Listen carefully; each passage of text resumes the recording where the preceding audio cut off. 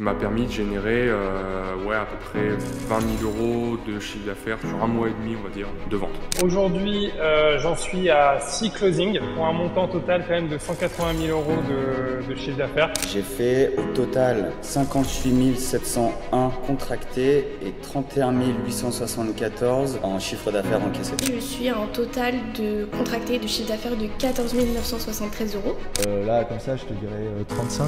J'ai fait à peu près 2 mois de suite à 5 000 € facturés. Là, je suis à 35 000 € de chiffre d'affaires généré. J'ai généré 20 000 € aujourd'hui. Ça n'a jamais été aussi facile de gagner 5 000 € par mois grâce à son business en ligne et je vais vous montrer dans cette vidéo l'opportunité à suivre pour y arriver en l'espace de 90 jours, en tout cas celle que j'ai suivie et celle que les personnes que j'aide suivent également. On peut voir ici que Lounis a fait une vente à 1 500 € de bon matin, c'est aujourd'hui, donc c'est tout frais, ça vient de sortir. Ici on a Cassim qui est entre 4 et 8 000 de CA actuellement. Ici, on a une vente à 1500, 1200 € en une fois pour Camille.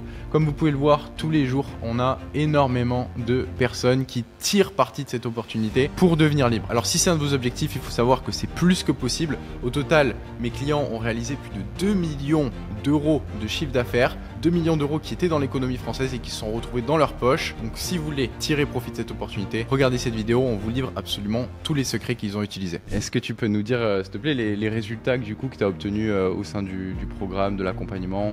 Quand est-ce que tu as rejoint et qu'est-ce qui s'est passé depuis? Du coup, aujourd'hui, je suis à un total de contractés de chiffre d'affaires de 14 973 €.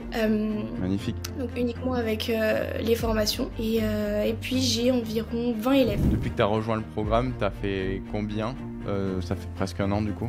Là, comme ça, je te dirais 35. J'ai fait à peu près 2 mois de suite à 5 000 € facturés, ce qui m'a permis donc d'atteindre les objectifs que je m'étais fixés personnellement en rentrant dans l'accompagnement et ce qui m'a permis de commencer à vraiment vivre de mon activité à la fin de l'accompagnement. Je me suis inscrit sur le programme le 13 février exactement et j'ai généré 20 000 € aujourd'hui. Donc à compter de mai, puisque j'ai commencé à avoir des résultats à partir de mai 2024 et donc jusqu'à maintenant j'ai fait 20 000 €. Alors le programme, je l'ai rejoint en avril donc 2024 de cette année. Donc en gros, j'ai 7 mois d'historique et sur ces 7 mois d'historique, là, je suis à 35 000 € de chiffre d'affaires généré. Aujourd'hui, j'en suis à 6 closings pour un montant total quand même de 180 000 € de chiffre d'affaires. En fait, moi, ce que je vends, c'est unitairement, c'est 20 000 € presque. Sur les 2 derniers mois, on va dire, j'ai réussi à proposer une nouvelle offre qui n'est pas du tout celle que je propose aujourd'hui, qui m'a permis de générer à peu près 20 000 € de chiffre d'affaires sur un mois et demi, on va dire, de vente. Ça fait un an. Depuis que j'ai rejoint la formation, j'ai fait au total 58 701 contractés et 31 874 en chiffre d'affaires encaissé. Est-ce que tu peux nous dire la niche que tu as choisie? Comment est-ce que tu as eu l'idée? Moi, ça fait 3 ans que je suis prothésiste ongulaire et j'ai toujours fait ça à côté de mes études où voilà, j'étais en BTS et à côté que les week-ends en fait je faisais les ongles.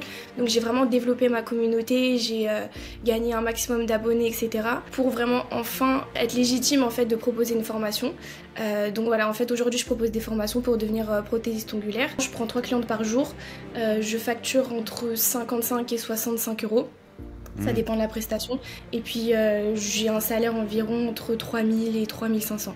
Uniquement les ongles en fait. Avant d'arriver là, du coup, moi je me suis lancé sur les réseaux fin 2021 dans la niche du street workout, calisthenics. Donc tout ce qui est plutôt performance au poids du corps, figure au poids du corps. Au moment où je suis arrivé dans l'accompagnement, j'étais pas dans la bonne niche pour pouvoir faire du high ticket. Okay. Donc j'ai dû changer un petit peu mon positionnement. Ce qui fait qu'aujourd'hui je suis plus dans la prise de muscle au poids du corps, pour le côté bien-être et tout ce qui va avec. Donc moi aujourd'hui j'aide les hommes de 40 ans et plus à refaire leur vie sans être démunis ou se sentir démunis face aux femmes, aux attentes des femmes. J'ai fait pas mal de choses, j'ai fait de la drague de rue, j'ai performé sur les sites de rencontres parce que je retravaille mon profil, etc. Donc j'ai appris pas mal de choses et puis la psychologie féminine aussi. Toute cette expérience j'ai voulu la passer aux gars que j'accompagne aujourd'hui et c'est ce que j'adore faire en fait. Voilà. Alors là, moi je suis dans la niche de la production musicale et du coup de l'apprentissage de la production musicale sur ordinateur. Alors moi à la base, je fais du conseil en stratégie commerciale. Donc j'aide des startups et des scale-up, tu vois, à mettre en place les meilleurs process commerciaux pour qu'elles fassent de la croissance. Ça c'est mon job numéro 1. J'ai fait un accompagnement en e-learning avec 10 modules différents où j'apprends ma méthodologie que je mets en place dans les startups pour qu'ils puissent en fait obtenir les résultats commerciaux qu'ils souhaitent. Et en fait ça a vraiment marché. Et surtout le fait de l'avoir associé avec ma première activité, et ben en fait ça a fait que j'ai eu ces résultats-là, quoi. Le business que j'ai aujourd'hui, moi, c'est que j'aide les personnes en fait à devenir développeurs iOS. Et comment je les aide? À travers un bootcamp qui dure aujourd'hui 3 mois, où ils partent de zéro. Ils ont un Mac, mais ils n'ont jamais touché une seule ligne de code. Au bout des 3 mois, ils ont publié leur première application sur l'App Store. Je suis arrivé dans une école de commerce qui m'a proposé de faire un échange en Corée du Sud pendant 1 an. Je connaissais rien à la Corée du Sud et en fait j'ai découvert un super pays, une langue hyper nouvelle et atypique, et je me suis dit vas-y, pourquoi pas essayer de l'apprendre et essayer de communiquer avec les locaux. À mon retour en France, j'étais un petit peu triste de retourner à Paris et la Corée du Sud me manquait énormément. Du coup j'ai commencé à prendre des cours au fur et à mesure, à me renforcer sur le coréen et avoir un très bon niveau, et je me suis dit pourquoi pas essayer de faire des vidéos sur les réseaux, sur TikTok, sur Instagram, pour essayer de partager un petit peu ce que j'avais appris. C'est Black Friday, mesdames et messieurs, et pour l'occasion, j'ai décidé de faire une réduction de 1000 € sur mon programme. Si vous voulez en profiter, vous pouvez cliquer sur le lien qui se trouve dans la description de la vidéo. Regardez la petite vidéo qui suit et réservez un appel avec mon équipe. Attention, l'offre est pour une durée limitée. Je ne l'ai jamais fait, je ne le referai probablement plus jamais. Donc c'est le moment ou jamais de vous lancer. Cliquez sur le lien dans la description. Est-ce que tu peux nous parler un peu de ton offre? Qu'est-ce que tu as mis dedans pour pouvoir vraiment augmenter la valeur aux yeux de tes futurs clients? Moi en fait j'ai voulu vraiment faire en sorte que ce soit le plus complet possible. Et en fait l'objectif c'est donc de maîtriser tous les aspects autour de l'onglerie. Donc vraiment savoir tout faire et du coup rentabiliser son activité en moins d'1 an. J'ai créé une offre via ton accompagnement en suivant les différentes étapes.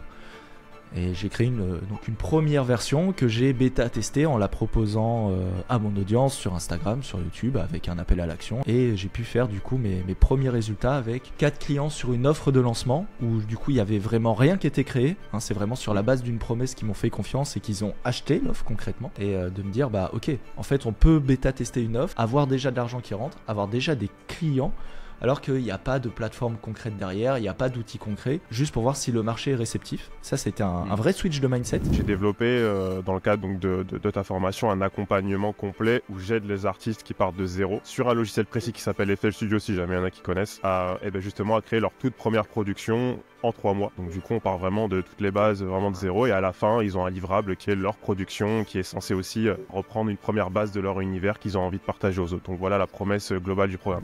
Ce que je leur promets déjà, c'est de mettre en place un process commercial qui pourra être utilisé chez eux en interne, qui pourront répliquer. Et ma promesse, c'est, parce que je l'ai déjà fait dans d'autres startups précédemment, c'est de mettre en place un process commercial qui peut leur générer 1 million d'ARR. Ça déjà, c'est une promesse qui est importante. Et derrière, quand je mets en place ce process commercial, je m'engage sur des résultats précis de génération de chiffre d'affaires. C'est-à-dire, pendant que je fais et j'élabore le système commercial qui est déjà fait, en fait, la méthodologie est déjà faite, mais je la mets en place de manière personnalisée pour le business de la personne, en fait, ça génère du chiffre d'affaires. Donc, je m'engage là-dessus. Et ça, c'est très différenciant des autres personnes aujourd'hui sur le marché. Aujourd'hui, sur le marché, tout le monde fait du conseil comme ça et dit ouais, c'est ça que tu vas avoir comme résultat, mais il n'y a pas d'engagement, en fait. Et moi, j'ai décidé de prendre le pendant et de m'engager concrètement sur des résultats. Sinon, je rembourse, j'ai une clause de remboursement, comme ce que tu peux faire, toi, je crois d'ailleurs. En passant justement par l'accompagnement que j'ai suivi avec toi, c'était très centré sur du coaching. Et c'est là qu'il y a eu le gros shift cette année en 2024, où je suis passé de quelque chose où c'était tiens, les formations,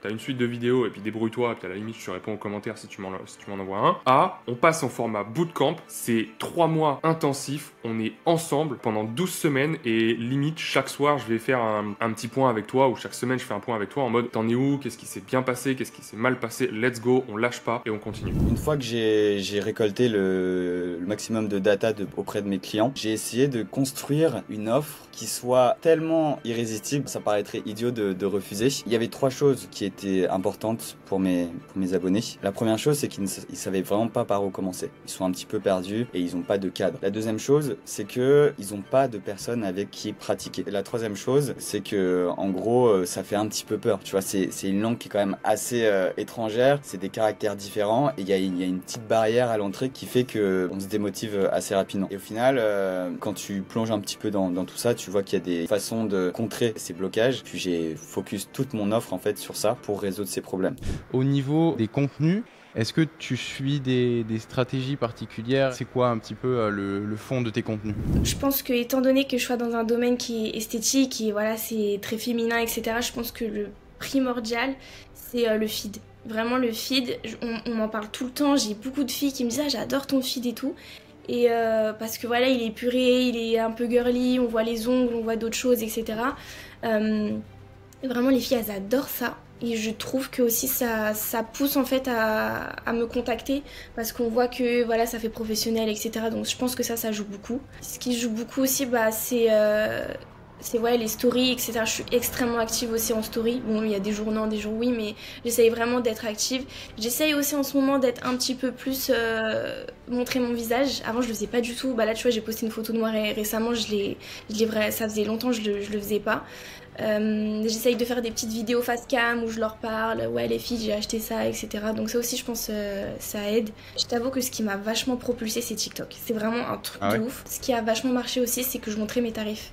Et sur TikTok, les gens étaient offusqués, étaient vraiment choqués de voir des ongles à 50 €, tu vois. Et en fait, ça a percé parce que du coup, les gens étaient là, waouh, c'est trop cher et tout, mais non, c'est trop cher. Du coup, moi, j'ai utilisé ce petit truc de me dire, en fait, je vais faire tout pour offusquer les gens, entre guillemets, tout en montrant mon travail, tu vois. Donc voilà, je dis combien je gagne, je dis mes tarifs. Par exemple, il y a une trend qui marchait beaucoup, c'est une journée avec moi en tant que prothésiste ongulaire. Ça, je l'ai fait beaucoup, ça a beaucoup marché. Ce qui a marché aussi, c'est les ongles de mes clientes vs leur métier. Donc les filles, elles aiment bien voir, ça les intéresse. Je gagnais presque autant d'abonnés sur Insta et sur TikTok. Toutes les filles allaient sur mon Insta en même temps. Et franchement, j'étais trop contente. Alors, sur la partie stratégie de contenu, je suis passé par plein d'étapes. Et je dirais qu'à ce jour, c'est toujours mon plus gros point faible, c'est que je suis pas un bon créateur de contenu. Ce qui me permet de créer du contenu, c'est avant tout le fait d'avoir échangé avec beaucoup de personnes, en DM, au téléphone, et de simplement un peu prendre des notes, des problématiques que ces personnes rencontrent, et de là, simplement mettre du contenu en face de ces problématiques, pour les aider à les résoudre, leur montrer que je suis légitime, leur montrer que j'ai en fait compris leurs problèmes, et donc de là, naturellement les amener à se dire ok, cette personne m'aide via ses contenus, j'ai envie d'aller plus loin avec lui, donc je le contacte. Mais en fait la logique est pas plus compliquée que ça.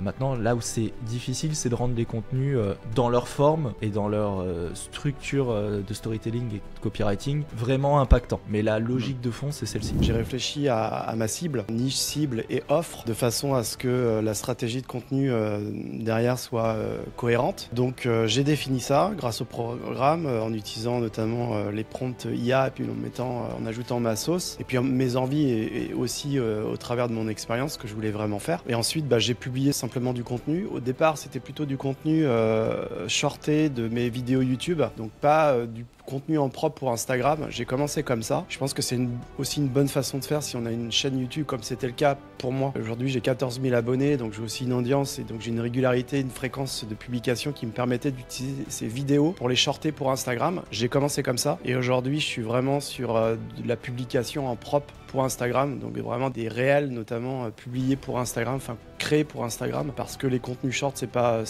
ouf non plus. Sur YouTube, c'est une stratégie qui est vachement plus longue, clairement. Par contre, beaucoup plus qualifiée, c'est-à-dire qu'à chaque fois que j'ai des sollicitations via YouTube, ça close à chaque fois. Donc plus long en process d'acquisition, mais plus performant. Maintenant, moi j'ai commencé par le plus dur. Je dirais que Instagram, finalement, faire des contenus de 30 secondes, 60 secondes, c'est finalement plus facile pour moi. Je me concentre sur ce qui est pour moi le plus concret, pragmatique et performant, c'est quand même Insta. Les vidéos qui ont fait le plus de vues, je crois que je vais avoir une vidéo qui arrive à 95 000, je crois, aujourd'hui. D'autres 70, 75, j'ai pas regardé les datas dernièrement, les analytics, mais c'est des vidéos que j'ai... première vidéo, donc, où j'ai énormément travaillé la stratégie de mots-clés. Donc c'est des vidéos qui n'ont pas performé dans les premiers jours, voire même dans les premiers mois. mais qui ont une courbe de croissance exponentielle aujourd'hui. C'est une stratégie qui fonctionne, mais par contre qui est longue. Je suis sur les trois, hein, sur YouTube, TikTok et Instagram. Alors sur les formats short, c'est les mêmes. Hein. C'est-à-dire que ce soit YouTube, TikTok, Instagram, j'upload les mêmes contenus. J'ai pas de stratégie différente sur les trois réseaux. Et le format long, ouais, c'est du YouTube où pour le coup, j'essaie de faire des tutos ou pareil, je reprends des sujets un peu connus et puis je cherche à voir ce qui fonctionne ou pas quoi. J'ai passé beaucoup de temps à trouver des formats qui pouvaient fonctionner. Et donc naturellement, bon, je l'ai fait sur le format tuto. Je prends des tas de techniques en gros qui sont intéressantes pour les gens et puis en fait je les balance dans un format où en gros je vais directement démontrer. Donc il y a une grosse phase de recherche en fait pour le coup parce que avant je faisais un peu à l'intuition et ça marchait pas. Aujourd'hui en tous les cas les gros contenus qui ont permis de me développer c'est d'aller regarder ce qui se faisait aux States et puis de choper vraiment les trucs les plus intéressants. Et donc sur le format tuto j'ai vraiment un truc rodé qui me ramène beaucoup de monde et donc ça c'est cool. Et voilà, c'est vraiment la question de format en fait. Je pense que j'ai juste galéré pendant beaucoup de temps à trouver un format qui marchait bien. Mais une fois que le format marche, après tu dépends juste de la pertinence du sujet. Donc des fois ça va bien marcher parce que le sujet est pas super intéressant. Mais naturellement tu sais que si le format est bon, si le contenu est intéressant, ça va forcément marcher quoi. Donc c'est ça qui est plutôt cool. TikTok c'est vraiment révélateur de ça puisque ça montre vraiment la performance sur une audience souvent un peu neuve, etc.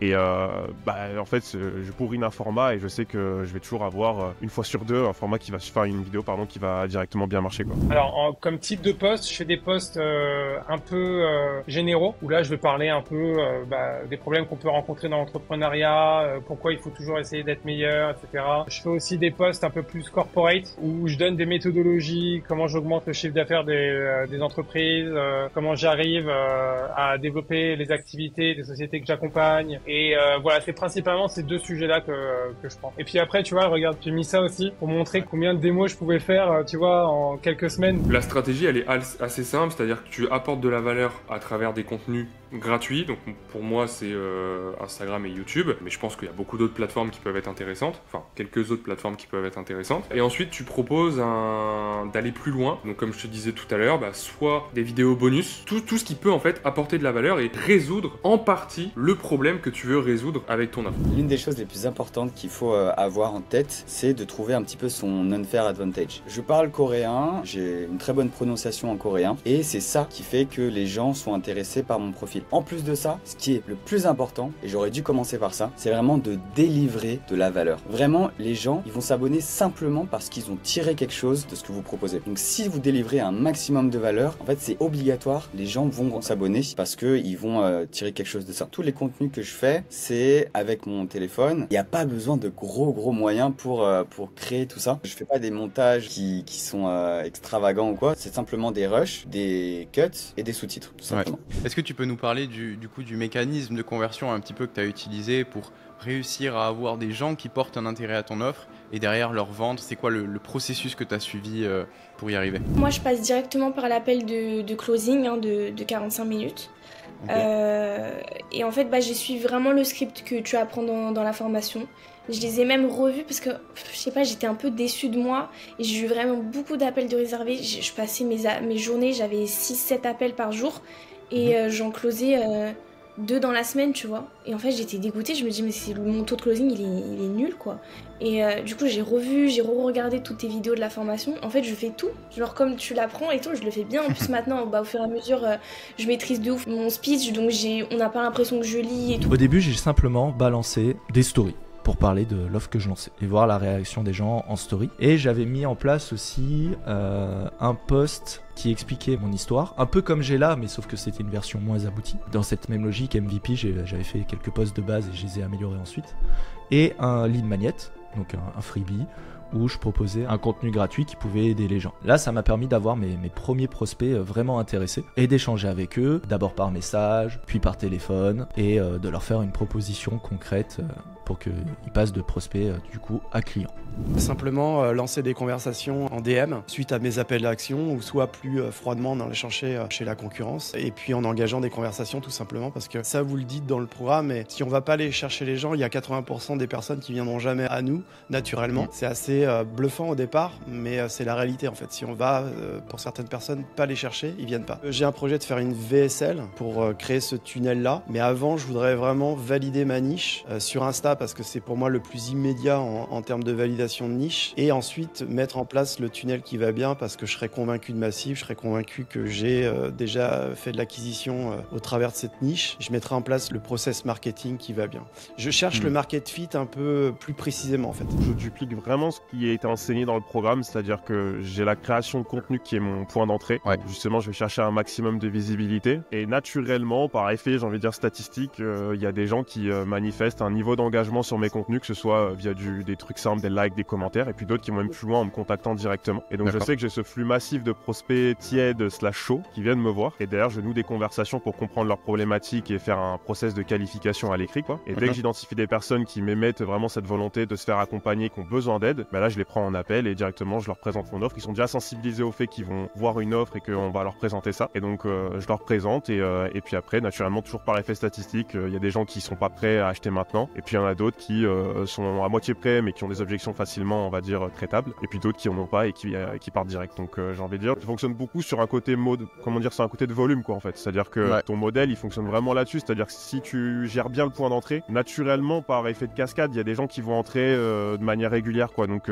pour le coup, c'est ça que je recherchais, c'était un modèle qui juste fonctionne en fait. Je fais rentrer des gens en entrée et statistiquement en sortie, je sais qu'il y a du monde. Si je fais bien mon boulot, si je fais des contenus et que je maintiens mon niveau de visibilité, bah en fait derrière, je sais que mon modèle il est viable quoi. Alors j'ai utilisé ta méthodologie avec les réseaux sociaux. J'ai poussé un peu plus la partie LinkedIn parce que ma typologie de prospects se trouvait souvent sur LinkedIn, mais j'ai pris quand même une équipe de 7 heures pour la partie Insta et ça a quand même généré des rendez-vous. Donc c'est, tu vois, c'était assez, ça aurait pu en fait si j'avais développé cette partie-là. Moi, j'ai un process d'acquisition qui est assez spécifique où je vais extraire de la donnée avec Sales Navigator. Ensuite, je vais enrichir une base de données bien précise où je vais récupérer les adresses mail, les numéros de téléphone de mes prospects et ensuite, je vais mettre en place des campagnes de prospection multicanal. Et ensuite derrière, je vais générer des rendez-vous avec des appels de prospection, des démonstrations clients comme là, des échanges qu'on peut faire. Et puis ensuite après, je vais faire des devis avec une manière de signer sans friction pour que ce soit rapide, tu vois, à signer et que derrière on puisse direct enchaîner sur la partie delivery de la prestation. Et voilà, après avec des relances et tout, etc. Et ça respecte une certaine méthodologie que j'ai faite depuis des années maintenant, quoi. Alors il y a plutôt 2 appels et c'est surtout derrière les relances et les justifications par mail qui doivent être bien structurées, bien sharp. Et ça c'est vraiment, faut avoir un peu d'expérience dessus quand même pour pouvoir closer là-dessus. Toute cette valeur supplémentaire, elle est en échange justement d'un email, comme ça après je peux t'envoyer les vidéos par email, l'ebook par email, etc.